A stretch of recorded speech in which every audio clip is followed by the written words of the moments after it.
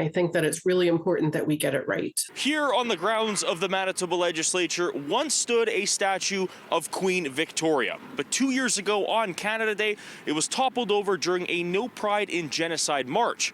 The debate continues today as to what should be placed here on this still vacant space.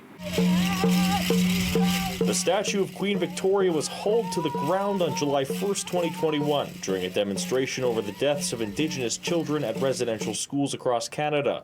The statue was covered with red paint, and the head was removed. Now 215 orange flags occupy that spot, but discussions have been ongoing on what to put there.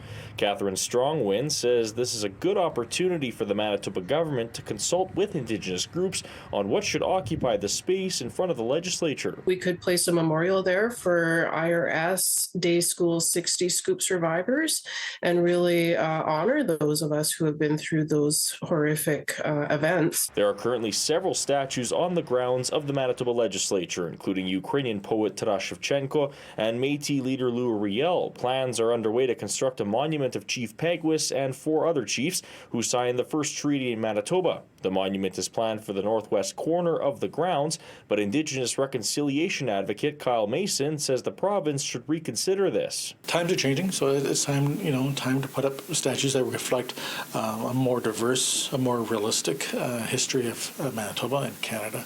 And Chief Peguis' statue is a good step towards that. Like I said, maybe moving him up front and center would be even better. Manitoba Minister James Teitzma, who is in charge of the grounds, told the Canadian press no decision has been made, but feels it may be best to leave it as an open green space. Dr. Sean Carleton from the University of Manitoba says the empty spot describes Canada's journey towards reconciliation perfectly, an unfulfilled project. Having that sort of empty plinth as sort of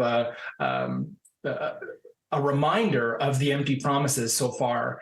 In some ways, that was my preference, that it be left until those treaty promises are fulfilled. That would be an appropriate metaphor for where we're at in the reconciliation journey. Strongwind says the provincial government should form a steering committee with residential school and day school survivors and get their perspective on this decision. It's survivors that they should be speaking to. And so I really encourage them to take this opportunity to do that. In Winnipeg, Alex Karpa, City News.